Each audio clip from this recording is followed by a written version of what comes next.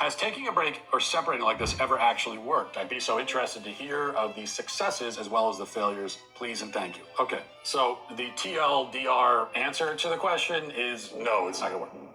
And we'll break that down a little bit. But let me first start by saying that your husband does not love you. Okay, that's a hard pill to swallow, but he doesn't love you. And if you're married to someone and you're saying, I'm gonna separate from you, I don't wanna be around you anymore, that is, by definition, you not loving that person. I mean, if that counts as you loving them, then the word love just doesn't mean anything. And of course, that's part of the problem here. So I agree with him that absolutely, if somebody says, in order for us to make this work, I need to be away from you, just stay away. The only way to make it work is to make it work. And that means that when things are difficult, you don't run away, like by being separated. It's just an easier way to have somebody let them down easier. I guess saying, I just want space and we'll work our marriage out is like the adult version of, it's not you, it's me. It's all BS. The word love has come to mean absolutely nothing for most people. What is love? Love is a vague, emotional experience. It's a feeling, and not even a really clear feeling, but just kind of a vague feeling. And so he says, oh, well, yeah, I still feel like I feel okay thoughts about you, and I'm going to go do my own thing. But, I want, I don't hate you. I don't actively dislike you. That's what love is. That's not really love. As far as separations go, it's something like 70 to 80%. You can check me on that. But it is certainly the vast majority of separations end in divorce. The vast majority do. So this is not going to be... The whole thing is about quitting for a while and seeing if you like quitting better than you like trying to work things out. Trying to work things out isn't easy. It's not supposed to be easy. But you don't say when you take vows that don't mean a whole lot to some people until I feel like having separation and a little time to myself. You say for better, for worse, for richer, for poorer, in sickness and in health. You don't say, well, until you get fat or until something better comes along or it's too annoying to be with you. I mean, maybe it's annoying to be with the other person. Maybe they are the ones that are annoying and that's why they have to leave. Maybe. Strategy for saving your marriage, which is not surprising. Like, why is that? Why is it that the vast majority of separations lead to divorce? Because first of all, that's what separation is. It is a lead up to divorce. It's the trial run for divorce.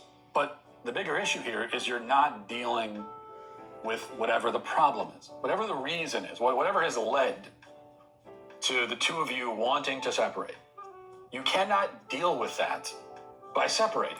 So true. So I'm listening to this and I'm thinking about this image I have had of me and Tom for many years. And it's that he's my swim buddy or I'm his. And it's a term from SEAL training where you are not supposed to be 6 feet away from your swim buddy at any given time. And it doesn't mean as long as you guys are getting along well, it means you're just not supposed to be any more than 6 feet away from this other person. You can't possibly work things out by walking away. Separation is the pathway to divorce. Okay, because it's a problem. It is a both of you problem. It's a problem in your relationship. So between the two of you, there is something going on there. And if you separate, so that now there's miles and houses between you, 1,000 miles, you're not going to be able to work on that thing, whatever it is. The response usually is that, the separation is great because I can work on myself. I need to spend some time thinking about and working on myself. Utterly selfish. Completely selfish. You need to work on yourselves. The reason that you're in this situation to begin with is that you spend too much time focusing on yourself. Every single divorce, what lies at the bottom of it is selfishness. It's just that he's so self-centered. It might be selfishness on the part of both partners. Often it is. It may be mainly on the part of one. It manifests itself in different ways. We often hear that, it's money that leads to divorce. It's affairs that lead to divorce. So yeah, these things, but these are manifestations of selfishness. Or the most selfish thing of all that you can do in a relationship is cheat. That's selfishness. You're thinking about yourself.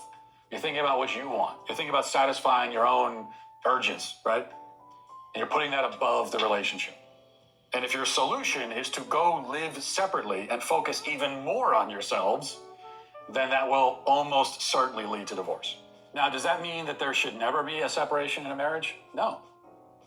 I think that if you want to call it a marital separation, can be a very good idea, but here's what I mean by that. Separate for like a couple hours, okay? It doesn't move away. It doesn't mean live separate lives. It just means like if you're having an argument, if it's a very tense time and you're getting angry. If you die, can I have all of your nothing? I've been dead since the minute I said I do. The moment you feel that anger kind of reach a tipping point where now you're yelling or you're tempted to start yelling, then every single time it's a good idea to separate yourself. Okay.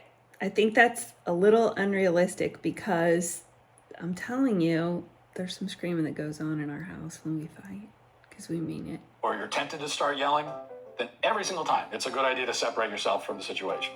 Go to a different room for like an hour. Or like go out and get a coffee.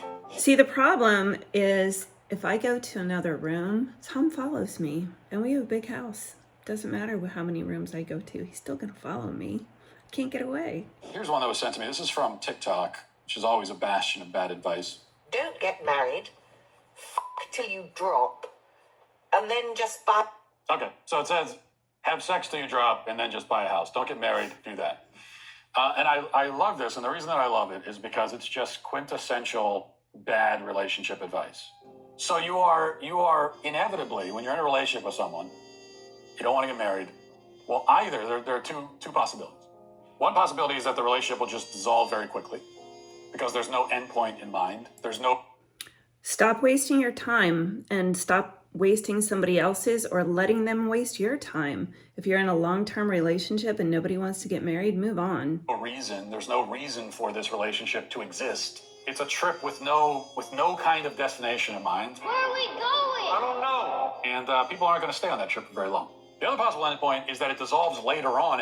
In the meantime, it begins to emulate marriage. You start taking on a lot of the external landmarks of marriage, but without the marriage there. You move in, you buy a house, you share a mortgage, you do all these things, which it looks a lot like marriage, but it isn't. What's the advantage to emulating marriage, taking on sort of the disguise of marriage, playing marriage? Because you don't have to be committed and you can leave any moment you want to.